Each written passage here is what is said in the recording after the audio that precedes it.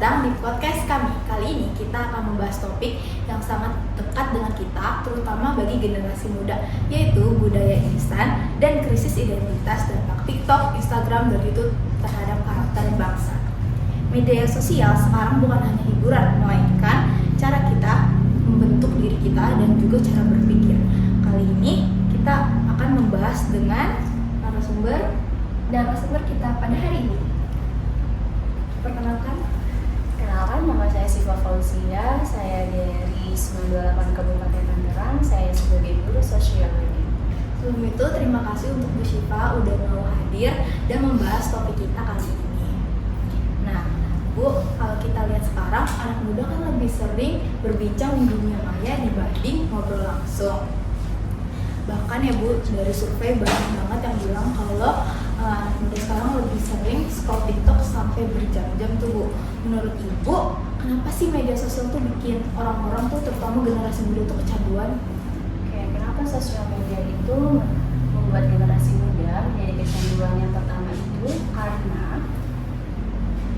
dipermudahnya semua hal itu melalui sosial media, kita untuk mencari informasi dan terkadang komunikasi pun melalui sosial media.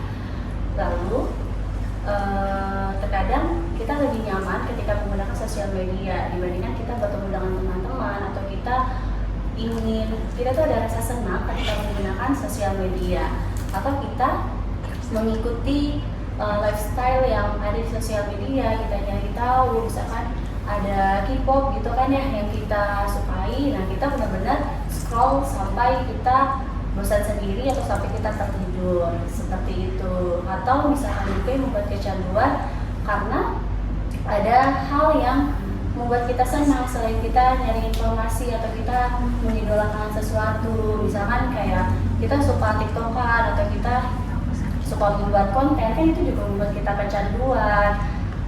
Terus juga hal-hal yang lain seperti kita menggunakan e-commerce seperti Shopee atau yang lain sebagainya gitu, itu membuat kita kecanduan. Jadi sosial media itu banyak yang membuat kita lebih nyaman menggunakan sosial media, entah itu komunikasi, informasi, untuk berbelanja, atau kita mencari tahu hal-hal yang memang kita tidak tahu. Oh iya Bu, tadi kan Ibu bahas tentang lifestyle tuh Bu. Menurut Ibu, dari pengalaman Ibu pribadi, Ibu pernah nggak sih merasa tertekan karena lifestyle yang di medsos tuh harus kelihatan sempurna, perfect lah, dan semacam-macamnya itu lah Bu? Kalau bicara tentang lifestyle yang di sosial media ya, saya pun pernah tertekan gitu kan, kayak melihat status-status teman saya, kayak saya ngerasa, aduh kalau saya bikin statusnya kayak gini, malu deh gitu kan. Sedangkan teman-teman saya itu keren-keren statusnya, kayak dari entah itu misalkan dia tuh jalan-jalan kemana, atau misalkan dari dia tuh ngepost makannya apa gitu kan, atau dari gaya berpakaian yang kadang kayak tertekan, nggak sesuai sama saya gitu, jadinya malu kayak gitu. Saya juga pernah merasakan hal seperti itu. Selanjutnya aku di sini mau tanya tentang topik yang kita mau bahas nih Bu. Menurut Ibu, apa sebenarnya yang dimaksud dengan identitas diri dalam perkembangan manusia, khususnya bagi mahasiswa? Identitas diri itu adalah jati diri atau ciri khas yang melekat di setiap manusia. Jadi dimana setiap manusia itu punya ciri-ciri gitu kan yang unik. Misalkan contohnya saya ini adalah suku Sunda, dan misalkan Yolan itu adalah Jawa. Kita kan memiliki ciri khas yang berbeda, memiliki kebudayaan yang berbeda, seperti itu. Dan tadi apa? Identitas diri dalam perkembangan manusia, khususnya mahasiswa sih. Nah, kalau untuk mahasiswa berarti kan mahasiswa itu memiliki identitas, punya ciri khas kan, yang dimana akan dia tonjolkan. Misalkan kayak dulu nih, kamu tuh SMA, kamu punya identitas, misalkan saya adalah anak SMA gitu kan, dengan membawa kayak keanggotaan kamu sebagai siswa di SMA tersebut, atau misalkan ketika kamu menggunakan baju batik dan sebagainya. Kalau misalkan sekarang kan kamu ketika menjadi mahasiswa, kamu punya ciri khas gitu kan, misalkan kamu memiliki alma mater gitu kan, itu kan kamu menunjukkan bahwa kamu adalah bagian dari kampus Matana, seperti itu. Bener juga nggak sih Bu, kalau misalnya perkembangan otak tuh berperan dalam penentukan identitas mahasiswa?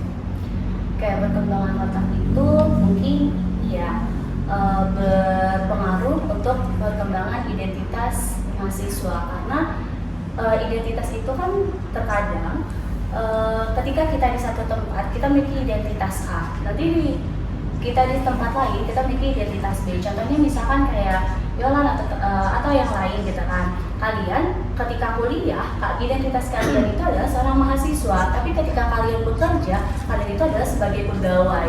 Jadi itu mempengaruhi, dan itu tuh jadi mempengaruhi perilaku kalian gitu kan. Oke, Ibu, saya mau nanya nih Bu, kalau misalkan kan sosial media kan memang dibuat untuk hiburan ya kan? Untuk memposting atau mengunggah sesuatu yang memang kita suka itu kan wajar saja dong. Nah, tapi misalnya nih Bu, ada penelitian mengatakan bahwa media sosial itu menjadi kesempatan atau perantara besar bagi orang-orang yang mungkin memang suka mengambil pribadi data diri, contohnya gitu kan. Kalau misalkan kita login Instagram, kita harus masukin Gmail, password, itu bisa menyeluruh dong Bu, ya kan Bu? Nah, kalau menurut Ibu nih Bu, kalau misalkan data pribadi yang kita simpan melalui media sosial ini kan rawan menjadi sasaran hacker lah contohnya. Nah, gimana cara mengatasi itu atau mencegahnya? Cara mengatasi data diri kita agar tidak terkena hacker. Iya, dan jati diri atau data diri pribadi kita yang udah tersangkut di media sosial itu. Nah, kalau misalkan berbicara tentang identitas di sosial media, itu kan berbeda. Identitas, itu kan identitas diri seperti kayak nama, kita kan kata dan lain sebagainya. Mungkin menjaga itu adalah itu kan sebagai privacy. Berarti kita memang harus menjaga kata sandi kita, atau misalkan kita tidak masuk ke ke website-website yang memang mencurigakan. Itu kan takutnya terkena hacker. Menurut saya, karena kan identitas diri itu bermacam-macam sebenarnya yang melekat pada diri kita. Ada yang memang berkaitan dengan biodata kita gitu kan, tapi ada juga identitas diri yang kita bawa dari kita lahir, seperti agama, suku, ras dan sebagainya. Kemudian Ibu, untuk media sosial Bu, kan kita udah tahu nih kalau media sosial itu sangat banget tren-tren baru Ibu. Misalkan mungkin tren TikTok, tren lifestyle yang baru seperti itu. Nah, menurut Ibu nih tren itu berpengaruh nggak sih sama pola pikir dan perilaku generasi muda kayak kita ini? Kalau menurut saya berpengaruh, tren-tren yang sekarang sedang ramai. Karena kenapa? Tren-tren itu kan mempengaruhi kita. Misalkan dulu nih kita nggak suka nih dengan, contohnya kita nggak terlalu suka dengan budaya Korea atau misalkan drakor kayak gitu kan. Tapi kan karena melihat banyak gitu kan lewat di TikTok dan sebagainya, kita jadi suka. Atau misalkan lagi contohnya kita tidak menyukai misalkan kayak mohon maaf kita kan ya, kayak kita kan kalau di TikTok tuh ada joget-joget misalkan kayak gitu. Nah, tapi kan kita kadang ketika melihat mau nyoba gitu, akhirnya kan mempengaruhi gitu kan. Yang tadinya kita memiliki sifat pemalu, misalkan kita punya identitas dalam diri kita tuh malu, tapi ketika kita lihat tren tersebut, jadi kita kayak udah dicoba aja gitu kan, lagian kan nggak langsung gitu. Jadi bisa dengan tren ini juga memiliki dampak positif dan negatif ya Bu ya. Bisa dijelasin nggak Bu dampak positif atau negatifnya lebih dalam Untuk pengaruh tren, Iya. kayak kalau misalkan dampak positifnya, misalkan tren itu kayak misalkan tren membuat podcast gitu kan banyak ya orang-orang akhirnya mengikuti. Nah, dampak positifnya kan yang pertama kita bisa menggali informasi, kita memperbaiki public speaking kita kayak gitu kan. Tapi kalau misalkan dampak negatifnya kayak tren-tren yang kita ikuti itu tidak ada manfaatnya, yang membuat mempengaruhi kebiasaan-kebiasaan buruk pada diri kita juga yang tadi balik lagi ke awal, kecanduannya itu ya untuk hal-hal yang negatif kayak gitu kan, melihat hal-hal yang tidak sepatutnya dilihat. Oke Bu, terima kasih Bu. Selanjutnya kita masuk ke bagian solusi. Kita punya prinsip dari Ki Hajar Dewantara yaitu ngerti, rasa, melakoni. Kalau ini diterapkan, generasi muda bisa lebih bijak dalam menggunakan media sosial. Pertanyaannya, bagaimana cara praktis menerapkan prinsip ini dalam kehidupan sehari-hari anak muda yang hidupnya nggak bisa lepas dari media sosial? Jadi apa dari prinsip Dewasa, ya, prinsipnya aja? Rasa, ngerti, melakoni. Jadi kalau misalkan kita menerapkan prinsip dari Kiai Dewantara, rasa, lakoni, gitu kan. Berarti kita yang pertama itu ketika kita menggunakan sosial media, kita lihat dulu gitu kan. Apa manfaatnya? Kita rasakan dulu gitu kan. Kalau misalkan tidak terlalu banyak manfaatnya, ya kita tinggalkan gitu kan. Yang sedang kita gunakan atau yang sedang kita lihat. Terus ketika memang apa yang kita lihat ini di sosial media itu bisa kita lakukan, misalkan lagi rame nih orang jual es boba gitu kan, itu kan tren juga kan gitu. Nah itu kita bisa lakukan gitu kan untuk mengembangkan UMKM di Indonesia seperti itu. Jadi kita benar-benar ketika menggunakan itu menggunakan perasaan kita dan kita lebih ke mempertimbangkan mana manfaatnya gitu kan. Kalau tidak bermanfaat tren-tren tersebut, ya kita bisa melepasnya atau kita tidak terlalu masuk ke dalam hal tersebut. Oh, jadi bisa meningkatkan kewirausahaan penggunanya juga ya Bu ya? Betul, kalau misalkan memang kita melihatnya itu adalah tren-tren yang berkaitan dengan wirausaha, kan banyak ya orang-orang yang akhirnya mengikuti usaha-usaha yang ada di sosial media, kayak misalkan kayak cake itu kan banyak tuh akhirnya ada yang buat lagi, atau misalkan kayak buat kayak supermarket di rumah akhirnya ada yang ngikutin, jadi Online ya Bu ya? betul kayak gitu. Nah kira-kira nih Bu, peran penting apa yang bisa keluarga kasih untuk menghadapi krisis identitas ini? Nah, peran penting, sebelum kita berbicara peran penting, kita harus mengetahui dulu krisis identitas itu bagaimana gitu kan. Krisis identitas itu kan kita kehilangan jati diri kita kehilangan ciri khas kita. Misalkan Indonesia itu kan memiliki identitasnya adalah ramah tamah gitu kan, bergotong royong. Nah, ketika kita semakin menggunakan sosial media itu tidak diatur gitu kan, akhirnya kan kita menimbulkan sifat individualis, kan itu menjadi krisis identitas sebagai bangsa kan, seperti itu. Yang kita punya sifat ramah tamah dan gotong royong, kita sekarang tuh kayak udah masing-masing aja nih walau tetangga gitu kan, tidak ada rasa seperti itu lagi, karena kan ya udah kita udah sibuk dengan handphone masing-masing. Berarti kan peran penting dari keluarga itu yang pertama adalah menanamkan nilai-nilai yang berkaitan dengan Pancasila gitu kan. Misalkan contohnya kayak tadi nilai gotong royong, kita tanamkan lagi dari keluarga gitu kan. Kayak nanti kalau misalkan kayak contohnya kita kalau ada kerja kelompok, kita kerjanya bareng-bareng gitu kan, bukan sendiri. Kita kalau kita ada di suatu kelompok atau suatu masyarakat, kita tuh jangan fokus ke diri kita atau ke handphone kita aja gitu kan, jangan fokus ke situ, tapi coba kita ngobrol, jangan sendiri aja kayak gitu. Jadi yang pertama memang harus dari keluarga menanamkan sifat-sifat atau nilai-nilai yang berkaitan dengan Pancasila atau keyakinan yang dianut oleh keluarga masing-masing.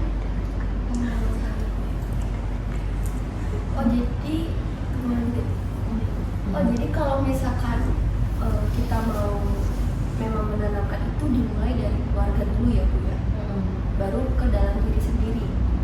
Betul. Baru ke lingkungan ya Bu ya. Ke lingkungan juga berpengaruh dong ya. Berpengaruh ke lingkungan juga identitas kita.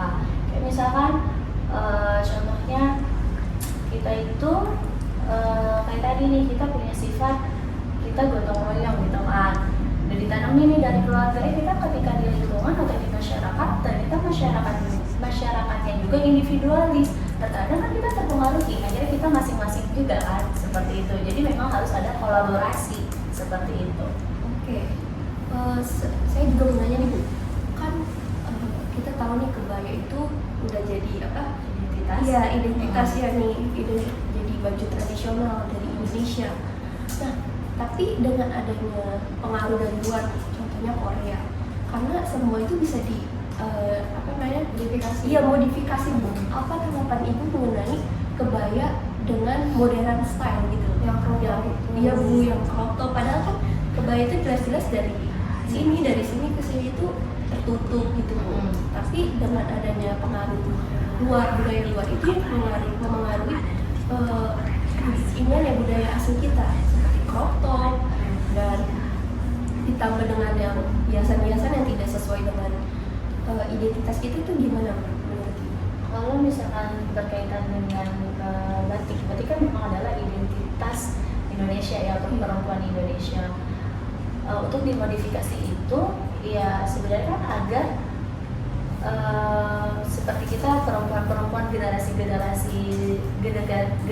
Z itu kan mau nih pakai kebaya, akan tetapi harus ditekankan lagi gitu kan, dimodifikasi tapi jangan sampai menghilangkan identitas aslinya, jangan sampai yang benar-benar jauh sekali dari kebaya Indonesia, tetap tertutup gitu kan, tapi tidak benar-benar merubah gitu. Kalau menurut saya, menurut ibu tidak apa-apa dimodifikasi asal tidak merubah sepenuhnya ya bu. betul kalau menurut saya, yang penting tidak merubah apa yang seharusnya gitu kan. Misalkan kan kayak tadi yang dikatakan kalau batik itu kan memang dari atas sampai bawah tertutup, berarti kan tetap ditanamkan gitu, batik itu tertutup gitu kan, jangan sampai yang tadi dikatakan crop top dan lain sebagainya, kan itu sudah merubah sekali dari identitas batiknya gitu kan. Kalau hanya untuk merubah kayak modelnya gitu kan, misalkan batik itu kan sekarang aja banyak modelnya kan, bukan hanya yang dikancing saja gitu kan, ada sebagai outer dan sebagainya, kan itu bisa gitu kan, tetap bisa digunakan. Tapi kalau misalkan ketika crop top kan itu benar-benar merubah identitas perempuan Indonesia itu ketika menggunakan batik seperti itu kalau menurut saya. Jadi aku mau nanya, kan anak muda zaman sekarang tuh gara-gara pengaruh media sosial tuh bikin lupa sama karakter diri bangsanya kan. Menurut ibu ada nggak sih solusinya gimana tuh supaya kita nih tahu jati diri kita lagi tuh bagi orang yang udah benar-benar melupakan identitas dirinya? Kayak kalau misalkan kita sudah benar-benar hilang arah gitu jati diri kita nggak tahu, kita udah mulai krisis gitu kan, nggak tahu nih siapa sih diri kita gitu. Dan kita orang Indonesia, tapi kita nggak tahu loh identitas diri kita tuh sebagai bangsa Indonesia tuh apa yang menurut saya pertama itu adalah kita mencari tahu kembali gitu kan. Kita bisa banyak referensi kan mengenai tentang identitas, kita baca bagaimana identitas bangsa Indonesia. Yang kedua itu kita bertanya sama orang-orang yang memang paham gitu kan, agar wawasan kita tuh bertambah.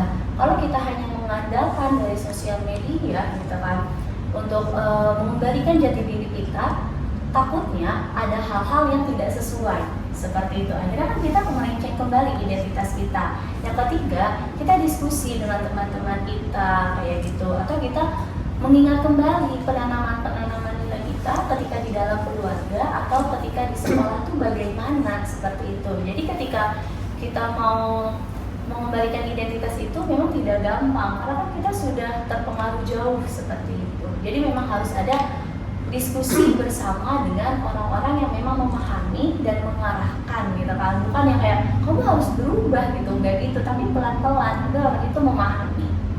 Menurut ibu nih karakter bangsa yang menunjukkan kalau misalnya tuh buat identitas diri tuh kayak gimana sih?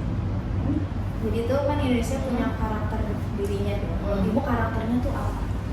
Karakter Indonesia itu sebagai bangsa Indonesia itu yang pertama kayak tadi gotong royong, ramah tamah, suka menolong ya kan. Indonesia itu terkenal itunya kalau menurut saya kayak gitu. Tapi kalau yang kalian rasakan sekarang gitu kan, Indonesia itu bangsa Indonesia terkadang tuh udah mulai kayak ada sifat kayak bodo amat lah gitu kan, yang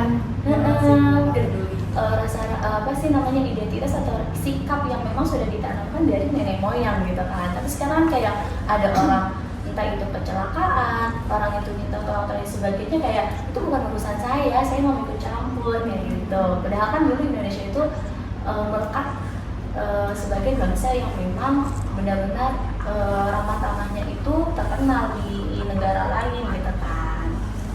Senyum deh gitu kan, itu udah terkenal banget di Indonesia. Ada yang nanya ini di mana, dia tetap bisa senyum. Tapi kan kalau sekarang kita menemukan kalau kita nanya gitu ya sama orang, senyum enggak, ngasih tahu enggak gitu. Nah, mungkin Bu, kalau misalnya harus kasih tips singkat untuk pendengar kita nih, apa 3 hal yang paling penting biar tetap bisa aktif di media sosial tanpa kehilangan jati diri bangsa? Oke, agar tidak hilang jati diri kita ketika jati diri bangsa ketika kita menggunakan sosial media. Yang pertama, kalau menurut saya adalah ketika kita menggunakan sosial media, kita tuh benar-benar menanamkan dulu, kita punya prinsip bahwa kita adalah bangsa Indonesia nih, kita punya identitasnya seperti ini gitu kan. Kalau kita sudah punya prinsip, mau kita melihat gitu kan budaya luar, identitas luar dan sebagainya, kita tidak akan terpengaruh karena kita sudah kuat prinsip kita. Yang kedua, kita memang jangan terlalu kecanduan kan gitu. Benar-benar kita tidak ada sosialisasi nih dengan orang luar gitu kan. Kita tuh nggak ngobrol kayak gitu kan, otomatis kan juga akan membentuk diri kita. Jadi yang kedua itu ya kita bersosial media, tapi kita tidak menggunakan bahwa diri kita ini adalah makhluk sosial gitu kan. Kita sosialisasi juga seperti itu.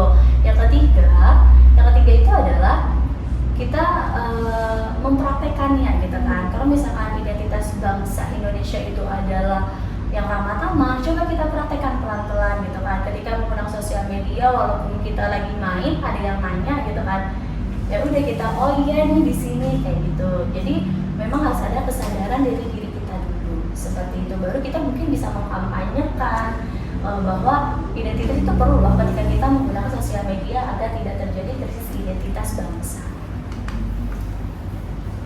Oke, kan tadi Ibu sudah bilang kalau prinsip kita kuat, kita tidak akan terpengaruh. Gimana sih Bu cara menguatkan prinsip kita nih dalam ini Bu, kayak banyak pengaruh-pengaruh itu? Ada tips gak Bu atau? Kalau saya pribadi ketika berbicara menguatkan prinsip itu, ya memang dari diri sendiri gitu kan. Dari diri sendiri. Betul, kayak ini kayaknya udah jauh banget nih, kayaknya nggak perlu diikutin deh kayak gitu. Jadi memang kayak kita punya rem sendiri. Kalau kita punya prinsip kuat, ketika yang melihat sesuatu tuh ada rem gitu kan. Walaupun kayaknya seru deh kayak gini gitu kan. Misalkan kayak kita mungkin pernah ngeliat drakor gitu kan, atau bangsa-bangsa Eropa gitu kan. Kayak dari penampilan, yang dari sikap, kayaknya enak ya bebas gitu kan. Tapi kan kita punya prinsip, Indonesia itu tidak seperti itu. Jadi kita punya rem sendiri gitu. Rem sendiri ya berarti ya Bu ya? Berarti Ibu nih jatuhnya kayak dari diri sendiri yang bisa mempengaruhi ya? Betul. Iya, jadi mau kayak gitu silakan, karena dari diri dia itu menolak gitu ya Bu ya? Betul. Kita udah di penghujung podcast kita. Seru banget pembahasan kita kali ini. Kita jadi sadar bahwa media sosial emang bisa membawa banyak manfaat, tapi kalau nggak hati-hati juga bisa bikin kita kehilangan jati diri kita sendiri.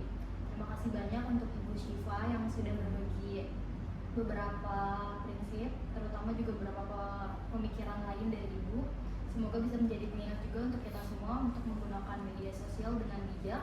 Jangan sampai terjebak dalam budaya instan dan selalu jaga karakter bangsa kita. Terima kasih sudah mendengarkan, tetap semangat, kritis, dan jangan lupa untuk mencintai budaya Indonesia. Bye semua.